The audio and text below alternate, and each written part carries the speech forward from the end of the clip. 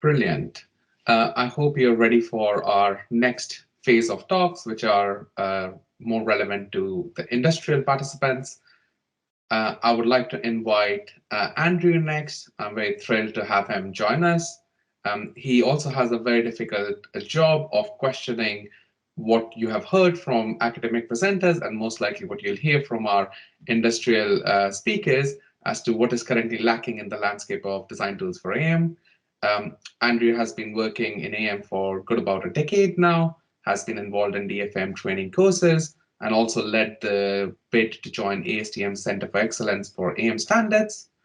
On a personal note, Andrew is quite busy with his two kids at home, uh, also likes motorcycles, and he wanted to make this announcement. He's currently looking for a KTM Duke 690, so if anyone is selling, give him a shout. Over to you, Andrew. All right, thanks, Ajit. I'll just share. Okay, we seeing this screen, and can you hear me? Yes, coming nice and clear. Great, thanks. Thanks for the intro, Ajit. So yeah, hello, my name's Andrew Triantaphyllou, and my presentation is called "Please Send AM Design Tools." So first of all, where I'm from, the Manufacturing Technology Centre, so the MTC, we're one of a series of 7 manufacturing research centres that are dotted across the UK, the HVM Catapult. We basically research high-value manufacturing. The MTC does AM research, and we actually host the UK's National Centre for Additive Manufacturing. So that's placed in Coventry, and I'm in the DFAM team. The DFAM team is one of several teams under the umbrella of the National Centre for AM. We look at processes, post-processing, materials, and the DFAM team is something I set up a couple of years after joining the MTC. So I've been at the MTC 9 years. I set up the team about 7 years ago when people weren't really researching design, and we look into design tools and methods and how they may help industry. So in terms of what the MTC, where the MTC fits, it's basically in the middle of the TRL scale as shown on the bottom of the slide. So we're really trying to bridge the gap between what the academic community is coming up with and what industry needs. So in terms of design for AM, we need to industrialize design for AM. We need industrial ready design tools, qualifications, and everything else that goes with that.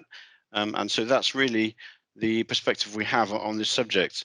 And we're very close to the research network, even though we're not an academic institution, because of this link that we're looking towards you for the next things coming that we can then link to industry. So we're actually on the steering committee of the research network.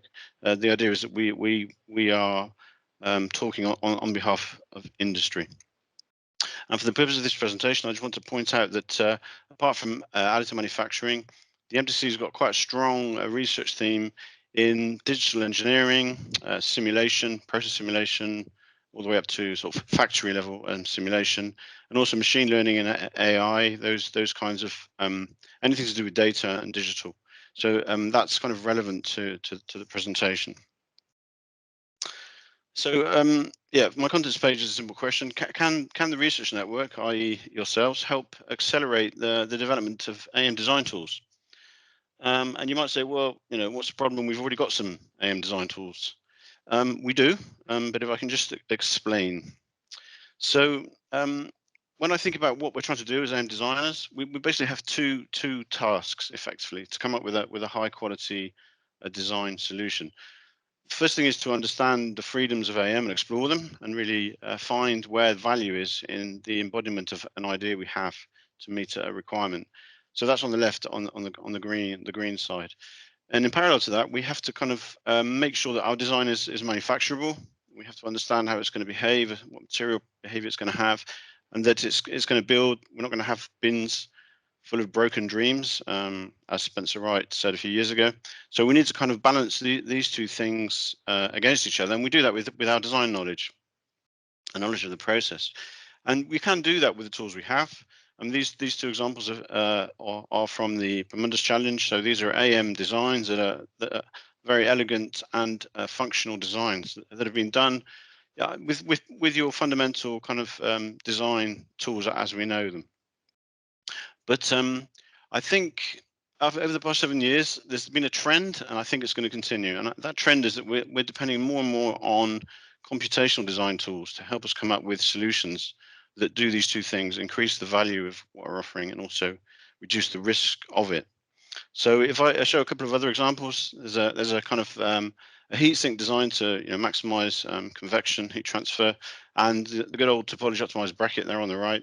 These are two examples of the sorts of things that industry come and ask for.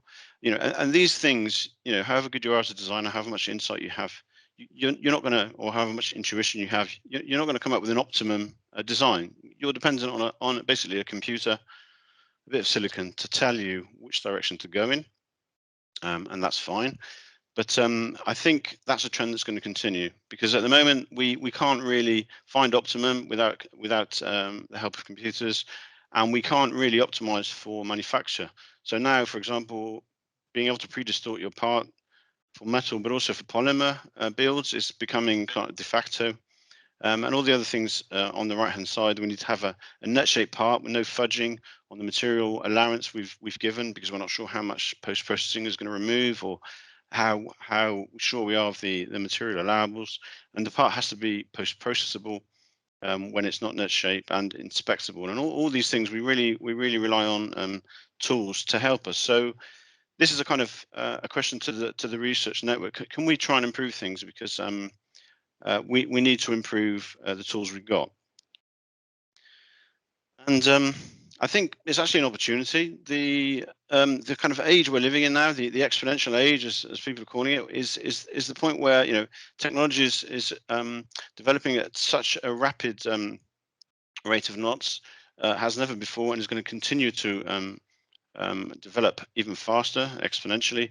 And we're kind of sitting at that point now where technology is just going to get more and more rampant, if you like, and computation processing power is free. Effectively, you've got online access to processing power. You've got storage. You've got huge data sets being manipulated by neural networks and machine learning and AI, and all these things that they're kind of quite scary from a kind of society Black Mirror point of view. But I think for myself and people doing design for AM, that they're actually our opportunity, and the space where that plays out for us, I think, is in the digital twin, and the digital thread. So this little diagram is just my representation of what it looks like from a design point of view. You've got a customer who will come along with an idea or a requirement, and then you as a designer, you'll grab the opportunity from the AM domain because you're aware of the possibilities. You'll come up with your idea, you'll embody it, and then you'll de-risk it using these tools, and then you'll send that packet of information as a technical data package off to manufacturing, and then manufacturing will come along and they'll build, post-process, and inspect. And out of that manufacturing box, the information is transformed into a product, and that goes to the customer and goes into service. So that's the digital twin, the digital thread. A lot of talk about using clever algorithms and data and all the other things that this technology evolution allows, but they tend to focus on manufacturing, and very little is what I was going to say when I was rehearsing this presentation. If nothing is done about design. However, fortunately, this morning the talks we've heard so far from Ajit, from Stephanie, particularly, and Albert, are showing that we are looking at using these things in design, which I find very encouraging. I'll carry on pretending I hadn't heard that, and then at the end maybe we can see how the things fit together with the research that's being done and what we actually need. So this is a digital twin. I think not much being done for design, and this is a little kind of a snapshot of what I think we need. By pure coincidence, I've gone along with the biomimicry theme. So Stephanie and myself haven't been emailing before this day. What you may see there is a woodpecker skull. As an engineer, to me that looks like a percussive tool, and it's a percussive tool that can store a delicate instrument in the center of it, and that delicate instrument won't be damaged because the tool has been designed in such a way that it can absorb all of the impact forces, and they're not transmitted to the center of the tool. That's fantastic. So I want one of these. I want to print one because I can, and I want to put it on the end of the robot and start using it to make holes in things. And in the middle of it, I want to put a sensor that tells me how the tool is going and what its life is looking like. So please can I have the tools to do that? And if you think about the sort of structure I'm going to need to design, I'm going to have something which got delicate sort of thin walls and fine features. We're going to have like a graded material composition, because the woodpecker beak starts off with a keratin surface, and then it comes into a kind of porous inner and then solid bone on the inside of the beak. I need to be able to grade between the composition and the structure of that part of the percussive tool. I need to be able to put various types of cellular material through the skull to absorb, to sort of dampen impact and then dissipate stress through the structure. So what I'm going to need to do then is need to understand how I can get away with the material structure that I want. So in other words, how thin or thick I can make the features, how thin or thick I can make the walls. I want to understand how this material is going to behave. I want to explore designs that are using evolutionary algorithms. I want to use some implicit models which will help me get complex structures. And I want to be able to superimpose my multiphysics simulation tools, some of which were covered earlier. I want all that to be happening on my screen. We've got kind of a lot of that in our computational tools. So they're all a bit kind of bitty, and they don't fit together in it. They're not all in my CAD environment, but that's well on its way. But what I want to do is bring over data from manufacturing into my CAD environment. So really, I want to be designing this bird beak stroke percussive tool, and on it, I want to see the predicted material properties, the microstructure. I want to understand that if I design a wall with a thickness of 0.2 mil, it's going to come out 0.25, and that will be shown compensate for me on the screen.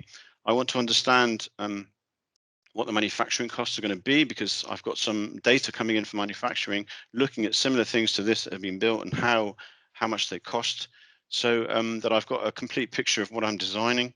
And I also want to understand its impact on the sustainability issue as well, because I've got all the data that's coming back from manufacturing. And further to that, I want information. So there's information coming back from some of these tools that are already in service, and they tend to break, 3 or 4 mil from the tip of the beak.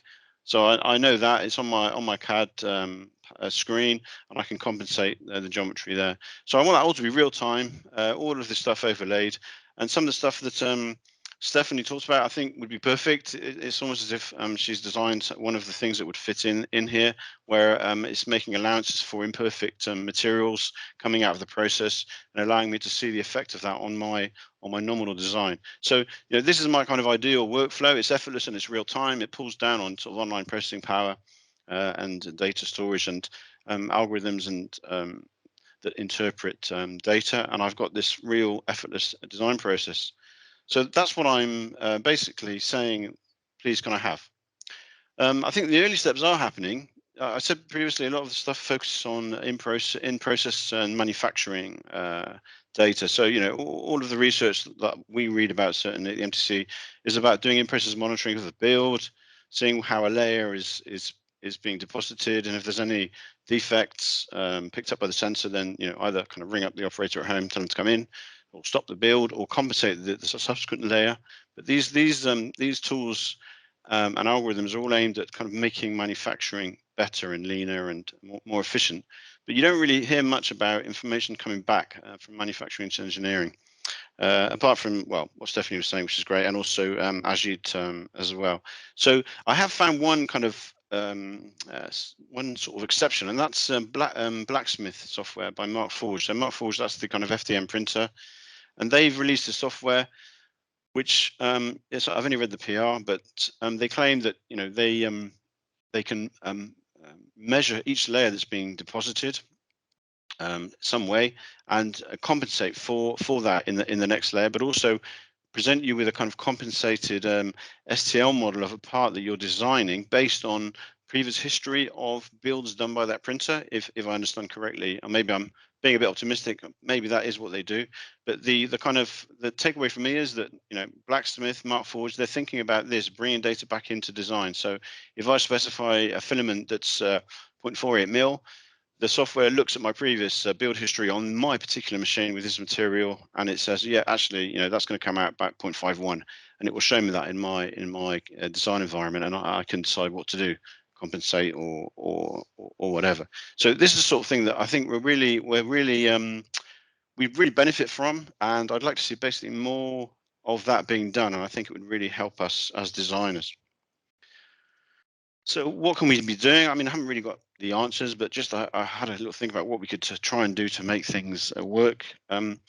The first thing is build on our physics-based models. So there's a really good presentation by Michael Captain about this. And he was basically saying that, you know, we've got 30 plus years of simulation knowledge, and we're pretty good at simulating how the real world works. Let's not throw that away. It's not all just about gathering data from manufacturing in a big pile and trying to analyze it. You want to correlate that with your physical models, as was mentioned in previous presentations. So we couple manufacturing data with our physics-based models, and we come up with tools that help us interpret what we're designing and predict with more kind of accuracy and certainty how they're going to come out of the manufacturing process.